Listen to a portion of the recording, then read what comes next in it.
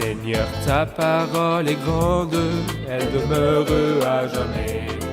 Ta parole est infaillible, rien ne peut la Bienvenue à vous, supprimer. chers spectateurs, ainsi qu'à tous nos spectateurs dans le monde entier, pour un nouvel épisode de notre émission d'études quotidiennes Toute la Bible. Chers spectateurs, c'est pour moi une occasion précieuse de nous réunir et d'étudier la parole de Dieu. Si vous nous regardez en ce moment, où que vous soyez dans le monde, vous avez une chance incroyable que les générations précédentes n'ont pas eue. Il y a quelques décennies, nous n'avions pas la possibilité de voir, d'entendre et d'apprendre la parole de Dieu par la télévision, par satellite. Mais comme nous vivons dans les derniers temps, les derniers jours, la dernière occasion, le Seigneur, à travers ses émissions, peut répandre sa parole, que ce soit par l'évangile, la prédication ou l'enseignement. Et si je devais vous donner un conseil, ce serait de vous concentrer sur ce que nous disons, et lorsque vous entendez la parole de Dieu, vous la prenez au sérieux, vous y répondez et vous vous y attachez, afin qu'elle s'enracine dans votre cœur et porte les fruits désirés. Dans notre étude des livres du Nouveau Testament, nous sommes arrivés à l'Épître aux Hébreux, chapitre 7. Nous commençons l'étude d'aujourd'hui au verset 11. Permettez-moi d'abord d'accueillir notre invité, le serviteur du Seigneur qui nous honore de sa présence, le docteur Farid Zaki. Bienvenue, docteur Farid. Merci.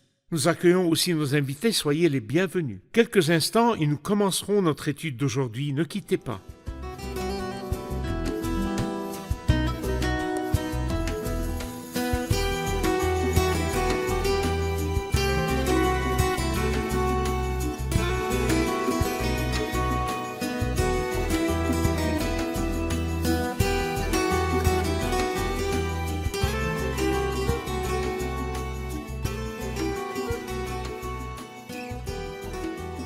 Bienvenue, docteur Farid. Merci, frère Aya. Il est clair que le chapitre 7 qui parle du caractère unique du sacerdoce du Christ, établi à la manière de Melchisédek, après nous avoir parlé dans les versets 1 à 10, avec des preuves et des arguments à l'appui du caractère unique de Melchisédek par rapport à Aaron, le Christ établi à la manière de Melchisédek dans son sacerdoce se distingue donc du sacerdoce d'Aaron. Exact. Je vais maintenant lire à partir du verset 11, puis revenir vers vous avec une question. Si donc la perfection avait été possible à travers le ministère des prêtres lévitiques, car c'est bien sur lui que repose la loi donnée au peuple, était-il encore nécessaire que surgisse un autre prêtre établi à la manière de Melchisédek, et qu'il soit présenté comme n'étant pas établi à la manière d'Aaron? Puisque le ministère de prêtre a été changé, il y a nécessairement aussi un changement de loi. En effet, celui qui vise les passages cités appartient à une autre tribu, dont aucun membre n'a fait le service de l'autel. De fait, il est parfaitement clair que notre Seigneur est issu de Juda, tribu dont Moïse n'a absolument pas parlé concernant la fonction de prêtre. C'est plus évident encore quand cet autre prêtre qui surgit est semblable à Melchisédek, établi non d'après un principe de filiation prescrit par la loi, mais d'après la puissance d'une vie impérissable. De fait, ce témoignage lui est rendu « Tu es prêtre pour toujours à la manière de Melchisédek ». Sur la base de ces versets, veuillez souligner les lacunes et les faiblesses du sacerdoce lévitique par opposition au sacerdoce de Melchisédek. Premièrement, dans ce système antérieur à la loi et dans le sacerdoce d'Aaron qui lui était associé, Dieu était caché, inconnu, derrière le voile. Deuxièmement, la rédemption accomplie chaque année, le jour des expiations, n'était pas une rédemption complète et éternelle. Elle devait être répétée chaque année, le même jour, le jour des expiations. Troisièmement, il n'y avait ni pardon, ni certitude de pardon. Il s'agissait simplement de laisser les péchés impunis. Le mot « laisser impuni » signifie « passons sur ces péchés maintenant jusqu'au jour du jugement ».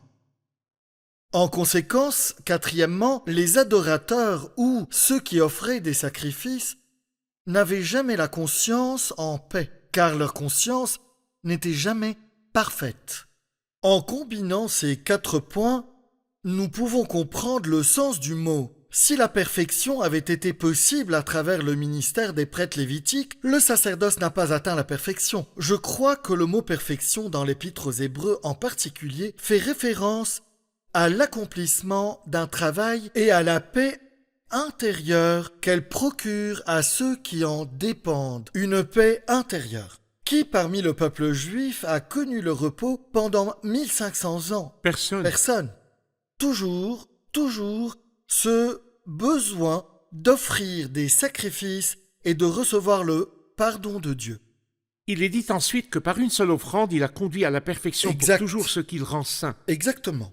Il est dit à propos de la personne du Christ qu'il est issu de la tribu de Juda, et la tribu de Juda n'a rien à voir avec le sacerdoce selon l'ancien système lévitique. Il est dit qu'il est parfaitement clair que notre Seigneur est issu de Juda. Que signifie le terme « issu » utilisé à propos du Seigneur? Que voyez-vous dans ce terme? J'y vois plusieurs choses. Premièrement, issu de, comme s'il avait poussé de, comme il est dit dans Ésaïe 11, un rameau poussera de la souche d'Isaïe. Oui. La famille a commencé avec Isaïe, le père de David, et d'Isaïe est venu David, et de David est venu notre Seigneur Jésus selon la chair. J'y vois son incarnation et la vérité de son humanité. Il est issu en tant qu'homme de cette tribu, la tribu de Juda et de la famille de David. Issu signifie également se lever et le soleil brille. Oui, Et le soleil annonce le début d'un nouveau jour et d'une nouvelle ère. Que voyez-vous là? je vois beaucoup de ce que Zacharie, le père de Jean-Baptiste, a dit lorsqu'il a chanté après avoir appris la venue de Jean par sa femme stérile, Élisabeth. Grâce à elle, le soleil levant nous a visités d'en haut. C'est comme si le Christ était une étoile qui brillait dans un ciel assombri depuis des millénaires et qui nous apportait la bonne nouvelle, la rédemption et la paix que nous n'avions jamais connues auparavant. Parfait. Permettez-moi de lire à partir du verset 17. De fait, ce témoignage lui est rendu, tu es prêtre pour toujours à la manière de Melchisédek. Il y a ainsi abolition de la règle précédente à cause de son impuissance et de son inutilité, puisque la loi n'a rien amené à la perfection. Mais par ailleurs, il y a l'introduction d'une meilleure espérance par laquelle nous nous approchons de Dieu. Cela ne s'est pas fait sans prestation de serment. En effet, si les Lévites sont devenus prêtres sans qu'un serment soit prêté, Jésus l'est devenu à travers le serment prêté par Dieu qui lui a dit, le Seigneur l'a juré et il ne se rétractera pas. Tu es prêtre pour toujours à la manière de Melchisédek. C'est pour cela que Jésus est le garant d'une bien meilleure alliance. Il pose les fondements comme s'il posait les fondations. Il parle du serment lié au sacerdoce du Christ selon lequel il est pour toujours à la manière de Melchisédek. Et il utilise une expression qui mérite votre explication. C'est pour cela que Jésus est le garant d'une bien meilleure alliance. Meilleur. Quelle est cette meilleure alliance dont Jésus est le garant? Le prêtre pour toujours à la manière de Melchisédek. Cette alliance est une alliance entre Dieu et le Christ. Et l'homme n'en fait absolument pas partie. La première alliance était l'alliance de la loi, à laquelle l'homme était parti. Lorsque les Israélites ont recherché la loi, ils se sont placés sous les termes de cette alliance. Et malheureusement, ils l'ont rompue. Avant même que Moïse ne descende avec les tables de la loi, les premiers et deuxièmes commandements avaient été transgressés. À savoir, tu n'auras pas d'autre Dieu devant moi et tu ne te feras pas de sculpture. Ils avaient adoré le veau d'or. La nouvelle alliance est meilleure parce que Jésus en est le garant et non l'homme. Deuxièmement, elle n'est pas fondée sur le sang des sacrifices d'animaux, mais sur le sang du Fils de Dieu. C'est pourquoi, lorsqu'il a institué la scène, le Christ dit à ses disciples à propos de la coupe, « Cette coupe est la nouvelle alliance en mon sang, c'est-à-dire l'alliance fondée sur le sang qui a été versé. » Avant de continuer, je vous pose une dernière question. Toute alliance est, par définition, un accord entre deux parties. L'ancienne alliance qui a échoué était entre Dieu et le peuple qui s'y est impliqué, provoquant ainsi son effondrement. La nouvelle alliance est-elle entre Dieu et le Christ ou entre Dieu et un autre peuple qui viendra et le Christ garantira les termes de cette alliance? Je peux l'interpréter des deux façons, frère Ayod. Et je peux l'appeler, comme Paul l'a fait à la fin de cet épître, Hébreux 13 en disant « Le Dieu de la paix a ramené d'entre les morts notre Seigneur Jésus grâce au sang d'une alliance éternelle. » De ce point de vue, c'est une alliance entre Dieu le Père et Dieu le Fils, et le Christ en est le garant. Au chapitre 8, nous avons la nouvelle alliance, Parfait. par opposition à l'ancienne alliance. Parfait. L'ancienne alliance qui était près de disparaître est l'alliance de la loi. La nouvelle alliance est une alliance entre Dieu et le peuple d'Israël qui reviendra vers lui Israël et Juda dans le et futur. Juda dans le futur. Après s'être repentis à la suite de la tribulation qui s'abattra sur eux, ils reviendront et demanderont pardon et pleureront et ils seront pardonnés. À ce moment-là, il conclura une alliance avec eux dont le Christ sera le garant. Le peuple juif jouira de cette alliance. Au chapitre 8, nous apprendrons que ce peuple en jouira littéralement. Aujourd'hui, nous jouissons des bénédictions spirituelles de cette alliance. Parfait. Nous les apprendrons D'accord. au chapitre 8. Parfait. Jésus est donc le garant d'une bien meilleure Bien meilleur. alliance. C'est la même alliance, mais il part du point de vue du Christ qui est le garant de cette alliance. En fait, le mot garant Allez-y. me touche toujours. Aujourd'hui, dans toute affaire sérieuse, nous cherchons toujours quelqu'un qui se porte garant pour nous. Certains se tournent vers des compagnies de garantie ou d'assurance. J'ai entendu dire qu'à l'étranger, il existe des compagnies d'assurance et de réassurance. Les gens sont dans un état de panique intérieure. Qui me garantira? Qui garantira ma vie? Qui garantira mes biens? Je dirais simplement à tous nos chers spectateurs, si vous venez à connaître le Seigneur Jésus, il sera votre garant, le garant de votre éternité, car il vous a donné la vie éternelle. Il est le garant de votre vie ici-bas, dans votre présent et votre avenir, car vous pouvez dire l'Éternel est mon berger, je ne manquerai de rien. Il est le garant de votre foyer, de votre famille, de vos enfants et de vos biens. Nous sommes entre les mains du garant. Après avoir été miraculeusement guéri de sa maladie, le roi Ézéchias a fait une magnifique prière dans Ésaïe 39, disant au Seigneur « Porte-toi garant pour moi, je ne peux compter sur rien d'autre. Porte-toi garant pour moi. » Et dans le psaume 119, le psalmiste dit « Garantis le bien de ton serviteur. » C'est vrai. J'aime prier constamment ainsi en disant « Seigneur, je ne peux garantir que je ferai le bien pour le reste de ma vie. Porte-toi garant pour moi, pour que je continue à faire le bien ou à faire ta volonté. » Parfait. Nous allons regarder un reportage puis prendre une question du public.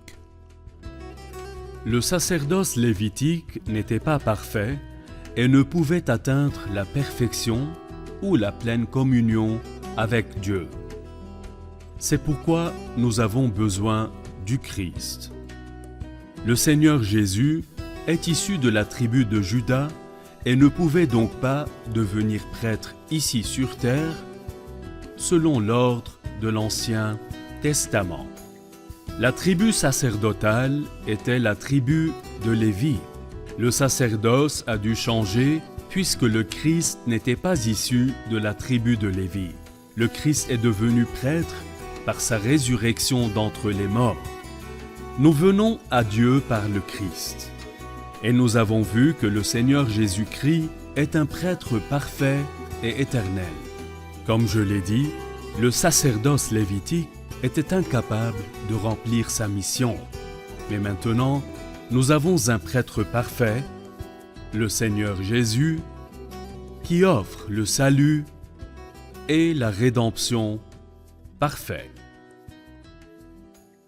J'ai une question sur le verset 25 qui dit « Par conséquent, il peut aussi sauver parfaitement ceux qui s'approchent de Dieu à travers lui. » Il sauve. De quoi sauve-t-il?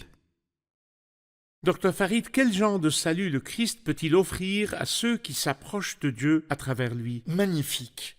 Reprenons le verset dès le début. Par conséquent, sur la base, sur ce qui précède. Le verset qui précède dit immédiatement « Mais Jésus, si nous le lisons d'une façon explicative, parce qu'il demeure éternellement après sa mort et sa résurrection, il demeure éternellement, il ne mourra plus jamais. Il s'ensuit qu'il possède la fonction de prêtre qui ne se transmet pas. Nous notons que le mot grec originel ne signifie pas qui ne disparaît pas, mais plutôt qui ne se transmet pas à un autre. Tout comme l'ancien sacerdoce. Exactement, par opposition à Aaron. Il est dit ici que son sacerdoce ne sera pas transmis à un autre parce qu'il vit éternellement. C'est pourquoi le Christ peut aussi sauver parfaitement.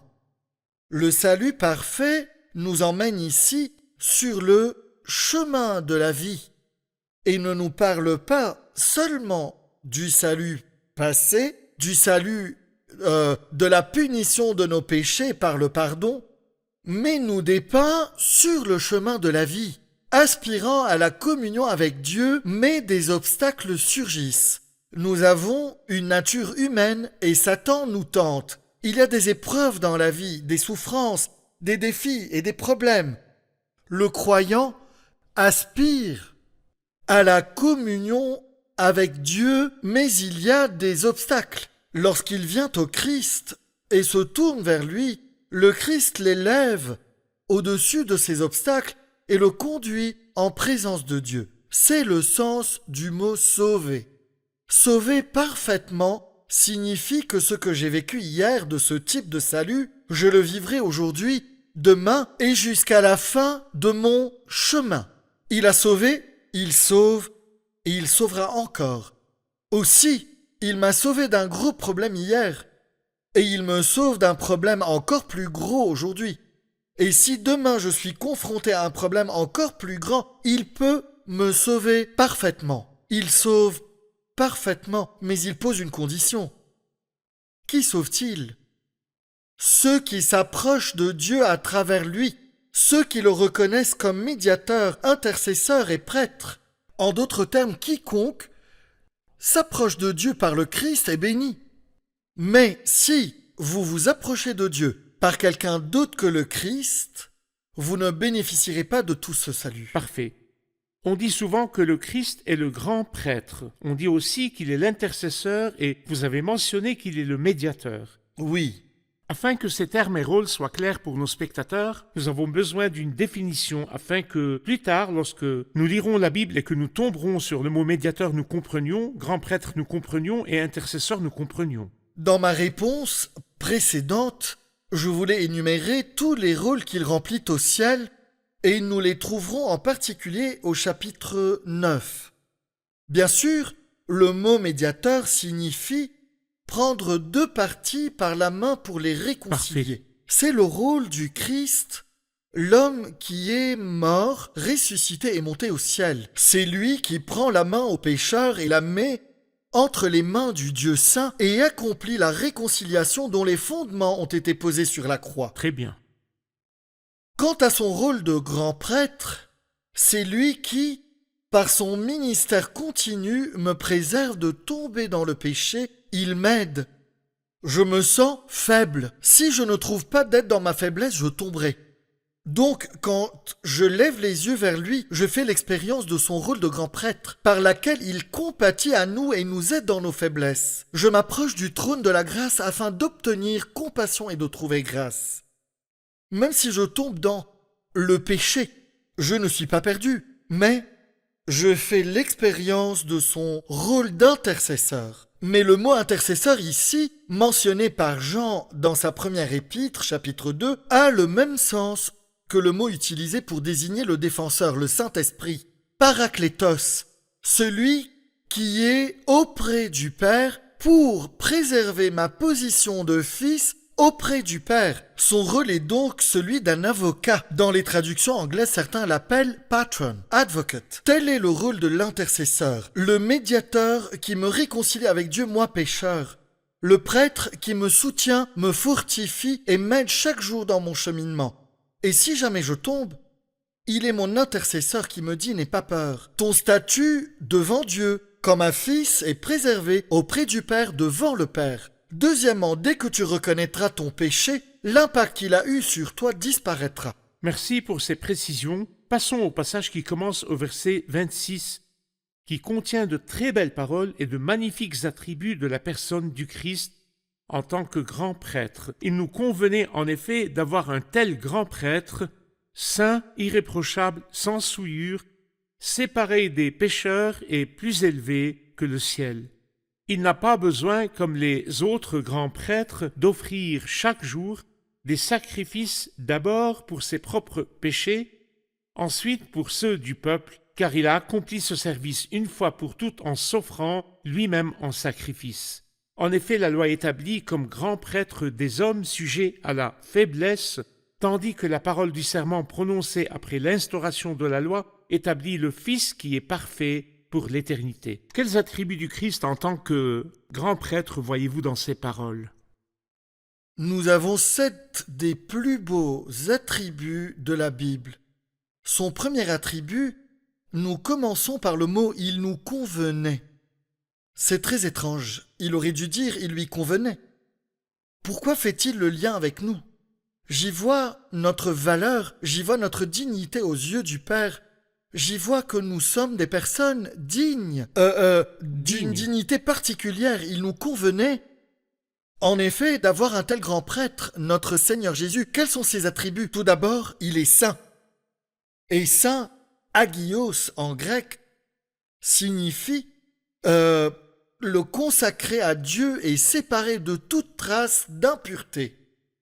Ce mot comporte également, dans son sens grec, la notion de compassion et de miséricorde. C'est une sainteté qui n'est pas accompagnée de dureté, mais imprégnée de miséricorde et de compassion. 2. Irréprochable.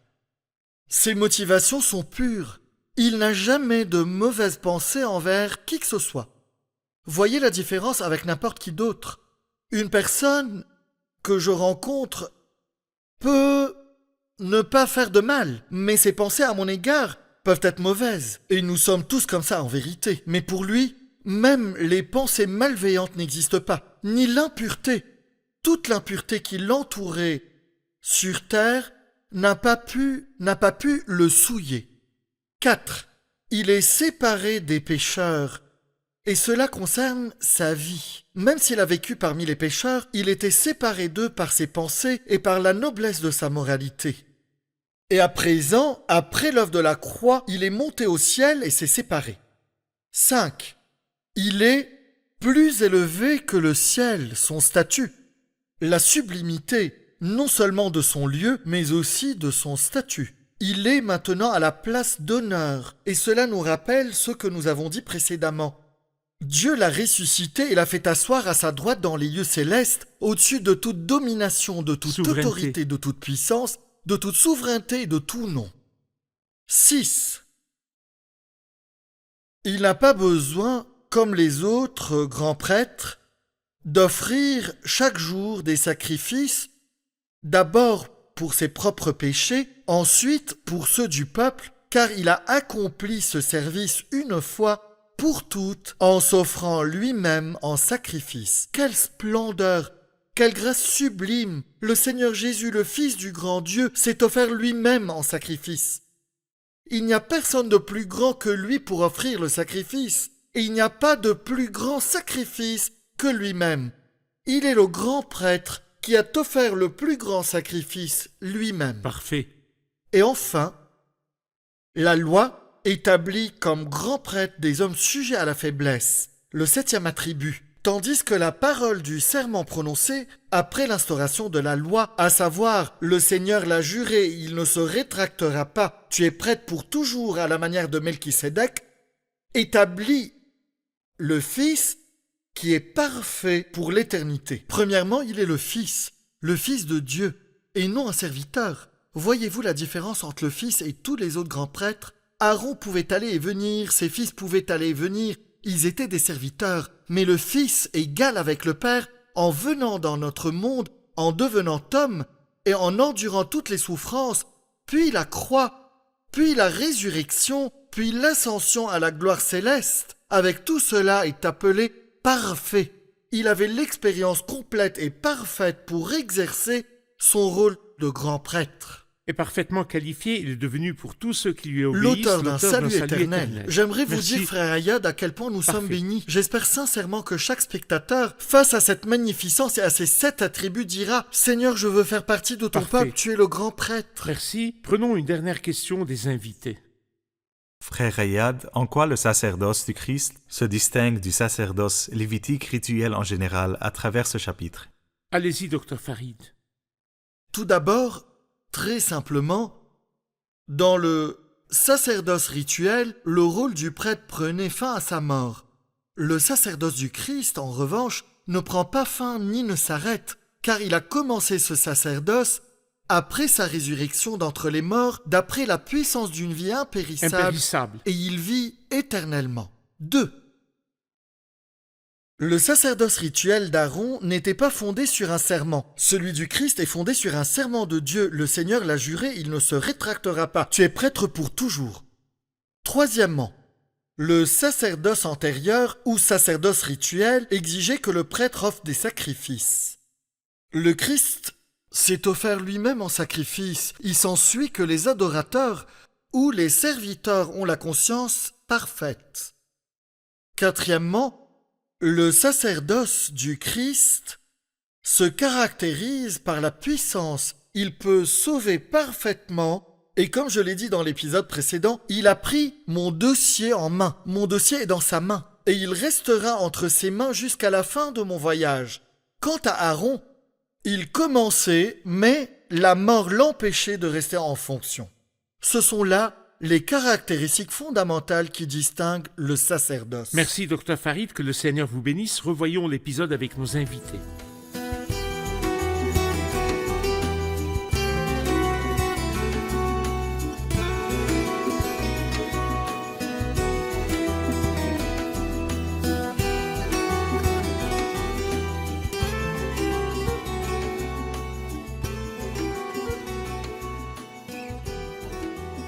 Bienvenue.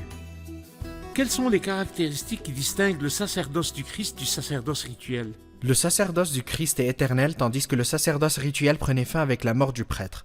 Le sacerdoce du Christ est fondé sur un serment, contrairement au sacerdoce rituel. Dans le sacerdoce du Christ, le Christ s'est offert lui-même en sacrifice, mais le prêtre rituel devait offrir des sacrifices pour ses propres péchés avant d'offrir des sacrifices pour le peuple. Le sacerdoce du Christ se caractérise par la puissance, alors que le sacerdoce rituel commençait, mais ne pouvait pas continuer et il prenait fin avec la mort du prêtre. Merci beaucoup, merci docteur Farid, Merci. que Dieu vous bénisse. Chers spectateurs, je vous laisse avec ce verset d'encouragement pour aujourd'hui, Hébreux 7, 25. Et j'espère que vous vous souviendrez de ce verset, Hébreux 7, 25, qui dit « Par conséquent, il peut aussi sauver parfaitement ceux qui s'approchent de Dieu à travers lui, puisqu'il est toujours vivant pour intercéder en leur faveur. » Le Christ est très proche de vous. N'ayez pas peur, ne paniquez pas, ne vous laissez pas intimider tant que la vie du Christ est pour vous dans la gloire. Je vous retrouve dans le prochain épisode. Que le Seigneur soit avec vous.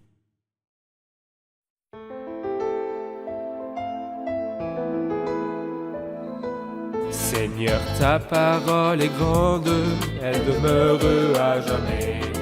Ta parole est infaillible, rien ne peut la supprimer.